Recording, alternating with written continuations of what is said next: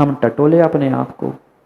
हमने कितना कितना असत्य भाषा का, असत्य जीवन का, असत्य का ही आधार लेते हुए अपने जीवन को जीने का प्रयास किया है। ये भावों की अभिव्यक्ति है, मेरे विचारों का संप्रेषण है जो शब्दों के माध्यम से मात्र उद्घाटित होता है। मेरे हृदय में, मेरे मन में जो जैसे भाव होंगे वही भाव शब्दों के निमित्त से बाहर आते हैं। माँ, भोजन बनाते हैं आप लोग? माँ बोलो ना, आप लोग भोजन बनाते हो? देश के कई प्रांतों से माताएं आई हैं, आज मौन है क्या आप लोगों का? भोजन नहीं बनाते आप लोग? बोलो ना, भोजन बनाते हो? अच्छा कि कच्चा? कच्चा? अच्छा भोजन बनाते हैं। मान लिया कुछ समय के लिए आप अच्छा भोजन बनाते हैं। माँ, भात भी बनाया होगा? भात बनाते कि चावल? भात बनाते क्या खाते हो आप लोग? आज तक जब भी थाली में बैठते हैं लिप्टन यही सुनने में मिलता है, चावल ले आऊं? क्या खाते हो? भात नहीं खाते हो, भात नहीं खाते हो, कहते भी यही हो, चावल खाते हैं। खाते तो भात है पर कहते क्या है? चावल है। माँ, भात बनाती हो कि चावल? बोलो ना, भात बनाती हो कि चावल? अगर चावल बनाती हो तो खेत में कब गई थी? माँ कब गई थी खेत में चावल बनाने के लिए? चावल तो अनाज है, चावल से जो घर में कुकर में बनता है वह भात होता है। भात से प्रयोजन नहीं है, मुझे आपकी भाषा से, आपके जीवन के वजूद से मतलब है। एक छोटी छोटी बातें भी हम असत्य बोलते हैं। जब हमारी दिन की शुरुआत ही असत्य से होती है, फिर रात और आने वाले समय की क्या बात करें? छोड़ दो चावल, छोड़ दो बात। मैं तो पूछना चाहता था, वह चावल से भात किस में बनाते हैं माँ? प्रेशर कुकर में ना? भात किस में बनता है? सामान्य घरों में तो अभी तक तो हमने यही देखा है कि कुकर में ही चावल से भात बनता है। वह कुकर की सीटी भी तो आपने देखी होगी, कुकर की सीटी भी देखी होगी। क्या दीपक भाई, सीटी में से ठंडी ठंडी हवा निकलती है? क्या कुकर से ठंडी ठंडी हवा निकलती है? कैसी भाप निकलती है माँ? कैसी भाप निकलती है? कैसी भाप निकलती है? कुकर से कभी ठंडी भाप निकलती ही नहीं है, क्योंकि कुकर के भीतर जो भरा होता है कुकर के सीटी से वही निकलता है। ज्ञानी, ये भी तुम्हारी मुख की जो सीटी है ना, ये भी तुम्हारे मुख की जो सीटी है, तुम्हारे भीतर जो जो कसाय, जो जो पाप भरे है ना, मुख से वही झूठ बनकर निकल रहा है। ये तुम्हारा मुख तुम्हारे भीतर रखे हुए मन आत्मा के उबलते हुए चावल की भाप बनकर, झूठ बनकर निकल रहा है। आपकी नहीं बचती ना सीटी मुख की? उस कुकर की तो सीटी से गर्म भाप निकलती है, क्योंकि भीतर गर्मी है। जिसके भीतर जो होता है उसके मुख से वही निकलता है। जिसको ब्रह्मांड के प्रत्येक जीवों का हित दिखता है, वो कभी कभी किसी प्रकार से अपने मुख से झूठ वचन निकालता ही नहीं है, क्योंकि उसकी बुनियाद, उसका जीवन मात्र सत्य है। सत्सु साधु वचनम सत्यम। जो साधु के समान सत्य वचन है, सत्य यानी संसार का प्राणी, और उस संसार के प्राणी के लिए जो हितकारी है, वह हितकारी शब्द ही वास्तव में सत्य है। अन्यथा ढोंग से झूठ का आवरण पहनाते हुए प्रस्तुत किया हुआ सत्य हो ही नहीं सकता। आजकल तो धर्म ग्रंथों पर हाथ रखते हुए भी व्यक्ति कहता है मैं झूठ, क्या बोलते, सत्य के अलावा यही कहता है। हर इंसान वहां पहुंचकर यही कहता है कि मैं सत्य बोलूंगा, जो बोलूंगा सत्य बोलूंगा, सत्य के अलावा कुछ नहीं करूंगा। पर सबसे अधिक झूठ वही बोलता है जहां नहीं बोलना चाहिए।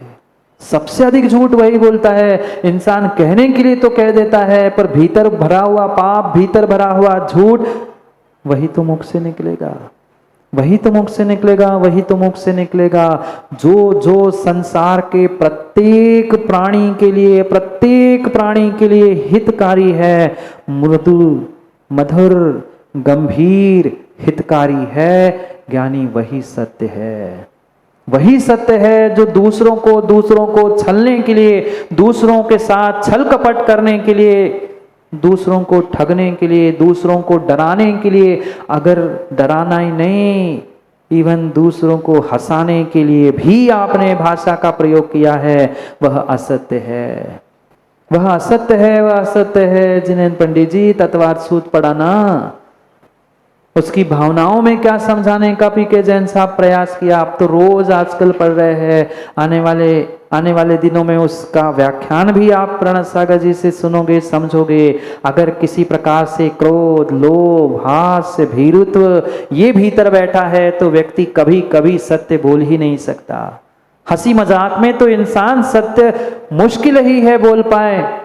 उस सत्य को सत्य रूप समझते हुए अपने भीतर भरे हुए उस असत्य को निकालने का प्रयास करो। निकालने का मतलब ये नहीं है कि दूसरों के सामने जाकर गाली दे के आ जाओ, नहीं है। मात्र यहाँ पूजा में भगवान के सामने ही आकर व्यक्ति कहता है कठोर कठिन वचन मत बोल। अभी बोल रहे थे ना, अभी आप सब लोग सो बोल रहे थे, मैं सुन रहा था, कठिन वचन मत बोल।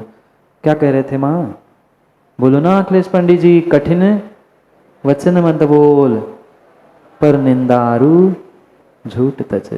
मात्र भगवान को सुनाने के लिए, मात्र भगवान को सुनाने के लिए कठिन वचन मत बोल। भगवान तो वचन बोलते ही नहीं है, भगवान तो वचन बोलते ही नहीं है। बात भगवान की नहीं, भगवान आत्माओं को समझने की है।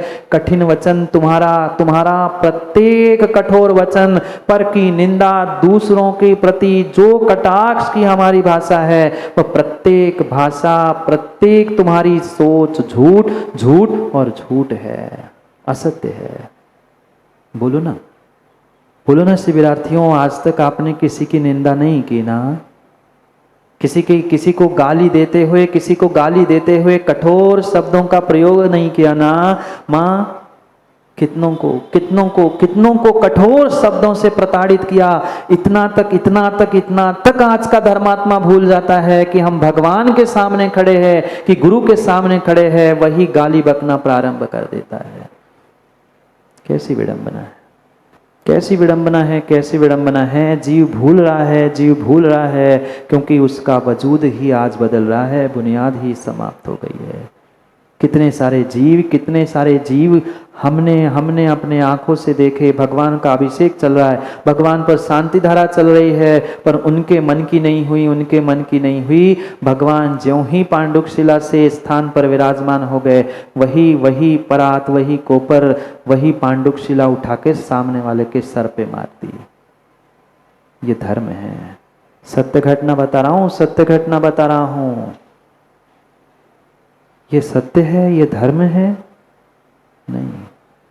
यहां तो कहा जा रहा है भगवान के सामने, भगवान कठिन वचन मत बोल पर निंदारु झूठ तज। माँ मंदिरों में निंदा पुराण के अलावा और कौन सा स्वाध्याय होता है? बोलो ना। पद्म पुराण नहीं कह रहा हूं, निंदा पुराण। पता है तुम्हें उनके घर में क्या हुआ? किसी से मत कहना। हो गया शुरू। चर्चा तो धर्म चर्चा ही शुरू होती है, पर यही बात होती, किसी से कहना मत, तुमसे कह रही हूं। ये क्या निंदा झूठ नहीं था? ये ध्यान रखो, दूसरे का बिगड़े ना बिगड़े, पर तुमने दूसरों की निंदा करते हुए, झूठ बोलते हुए, असत्य का सहारा लेते हुए तुमने अपना स्वयं का काम तो बिगाड़ ही लिया है। इसलिए सोच समझकर अपने जीवन को व्यवस्थित करने का प्रयास करना। जो सत यानी संसार के प्राणी, एक जीवों के प्रति, प्रत्येक जीवों के प्रति जो तुम्हारे साधु वचन हैं, साधु मतलब मुनिराज ही के वचन नहीं, जो तुम्हारे सुष्ठु वचन है, जो दूसरे को कष्ट नहीं दे, दूसरों के लिए मृदु लगे, मधुर लगे, हितकारी हो, ऐसे वचन ही सत्य है। अन्य कोई वचन सत्य है ही नहीं है। आज आज किसी युवा से भी पूछ लो, किसी इंसान से भी पूछ लो, भाई तुम क्यों झूठ का आलम्बन लेते हो, क्यों झूठ बोलते हो? हर व्यक्ति यही कहता है, क्या करें महाराज जी, हमने सत्य बोलकर भी देख लिया, पर हमेशा हमेशा हमेशा सत्य प्रताड़ित होता हुआ देखा जाता है। सत्य बोलने वाला, ईमानदारी से जीने वाले इंसान की आज कोई कीमत नहीं है। ये तुम्हारी बहुत बड़ी भूल है, ये बहुत बड़ी भूल है, ये बहुत बड़ी भूल है, ये बहुत बड़ी भूल है। सत्य सत्य सत्य से क्यों डरते हो? सत्य जीवन से क्यों डरते हो? सत्य बोलने से क्यों डरते हो? ध्यान रखना, सोने को भी सोना बनने के लिए, सोने को भी सोना बनने के लिए, और मात्र बनने के लिए नहीं, बनने के लिए नहीं अंकित भाई, सोना बनने के बाद भी सोने को पत्थर पर कसना पड़ता है, तब सामने वाला मानता है कि हाँ ये सोना सोना है। सोने को भी पत्थर पर कसना पड़ता है, परीक्षा देनी पड़ती है, तब जाकर सोना सोना है ये सामने वाला इंसान स्वीकार करता है। फिर ज्ञानी तुम सत्य हो, तो सत्य को अग्नि परीक्षा में भी झुलसना पड़ा, तो किस बात का डर है? किस बात का डर है? ये बहुत बड़ी व्यवस्था, और आज की नई अनादि से चलती आई हुई सत्य के साथ यही व्यवस्था है। हमेशा हमेशा सत्य को 3 स्तरों से, 3 स्टेज से गुजरना पड़ता है। सबसे पहले सत्य बोलने वाले और सत्य जीने वाले का व्यक्ति इंसान मजाक उड़ाता है। हाँ, बहुत आया सही बोलने वाला, बहुत आया सत्य बोलने वाला, सत्य बोलने वाले का, सत्य बोलने वाला का हर कोई पहली बार मजाक उड़ाता है, मजाक उड़ाता है। अरे ये क्या है? पता है कौन कितना सत्य बोलता है, कौन कितना झूठ बोलता है, पता है दूध के धुले हो। नाना प्रकार के कमेंट सुनते सुनते सत्य में जीने वाले को सुनना पड़ता है। पर ध्यान रखना, अगर आपका सत्य जीवन इसमें से निकल जाएगा, तो दूसरी स्टेज में उस सत्य को और सत्य जीने वाले, सत्य बोलने वाले को दबाने का प्रयास किया जाता है। पहले में मजाक उड़ाया जाता है जिससे वो सत्य जीवन छोड़ दे, और जैसे ही सत्य बोलना, सत्य जीवन छोड़ना वह नहीं छोड़ पाता है, तो उस सत्य में जीने वाले, सत्य के लिए जीने वाले इंसानों को दबाने का प्रयास किया जाता है। जैसे बने सत्य इंसान, सत्य व्यक्ति हमारे करतूती का पर्दाफाश ना करे, इसलिए पहले मजाक बनाया, फिर दबा दिया गया, और तीसरी बार उस सत्य को, सत्य जीने वाले इंसान को कभी दूसरे प्रमाण की कसौटी की आवश्यकता नहीं है। तीसरे समय मतलब घड़ी का, मिनटों का समय नहीं कह रहा हूं, तीसरी स्टेज पे वह सत्य अपने आप स्वतः प्रमाणित होकर निखर जाता है, जैसे सोना अग्नि में डालकर अपने आप निखर जाता है। क्या सीता को चिल्लाकर कहना पड़ा? मां बोलो ना, सीता को क्या कभी चिल्लाकर कहना पड़ा? उसके पति ने, मर्यादा पुरुषोत्तम राम ने तक कहा था, जाओ अग्नि परीक्षा देनी पड़ेगी। वह बिना कुछ कहे, बिना कुछ पूछे सीधी अग्नि में कूद गई थी। क्या राम नहीं जानता था सीता सत्य है? क्या सीता नहीं जानती थी सीता सत्य है? क्या वह तमाशा देखने वाले, मजाक उड़ाने वाले, तालियां बजाने वाले नहीं जानते थे कि सीता सत्य है, सीता शीलवती है? जानते सब सत्य को थे, पर सबसे पहले राम का भी और सीता का भी पूरे समाज ने मजाक उड़ाया। फिर जैसे बने उन्हें दबाने का प्रयास किया, पर जैसी ही अग्नि में सीता पहुंचती है, वह सत्य तुम कितना ही छुपा लो, चाहे सत्य हो चाहे असत्य हो, वो एक दिन तुम्हारे सत्य असत्य का पर्दाफाश होकर रहेगा। क्या करना पड़ा सीता को?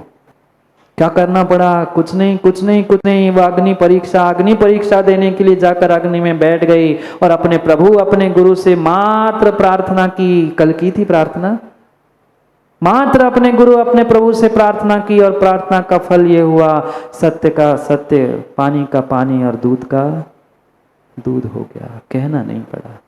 कहना नहीं पड़ा, स्वतः अपने प्रमाण से वह सत्य सिद्ध हो सकता है। कहने की कोई आवश्यकता नहीं है, बस हमें सत्य का आधार लेना है। सत्य का आधार लेना है। मेरा धर्म मेरा धर्म मेरा धर्म मुझे सत्य ही सिखाता है, सत्य ही सिखाता है। ये ज्ञानी ध्यान रखना, ये ध्यान रखना। सांच पर आँच तो आ सकती है, सांच पर आँच तो आ सकती है, सांच पर आँच तो आ सकती है, पर सच्चे सांच को कोई जला नहीं सकता। सच्चे सांच को कोई जला नहीं सकता, कोई सांच को जला नहीं सकता। एक छोटी सी घटना कहीं मैंने पढ़ी थी, छोटी सी घटना मैंने कहीं पढ़ी थी। सत्य घटना कह रहे थे। एक नगर था, पुराने जमाने की बात है, बहुत प्राचीन घटना है। एक जुलाहा था, मतलब कंबल आदि बुनने वाला जुलाहा था। बहुत धर्मात्मा था और उसके जीवन की बुनियाद, उसके धर्म की बुनियाद, उसके व्यापार की बुनियाद सत्य थी, अन्य कुछ नहीं थी। जितना मुनाफा घर परिवार चलाने के लिए आवश्यक था, उतना ही मुनाफा जोड़ते हुए वह अपना व्यापार करता था।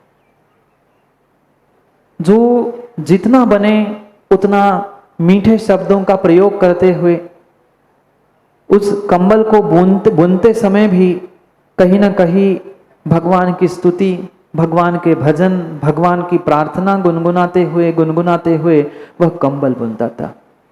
और ये अभी अभी हमने समझा कि सत्य को प्रारंभ में मजाक बनना ही पड़ता है, दबना ही पड़ता है।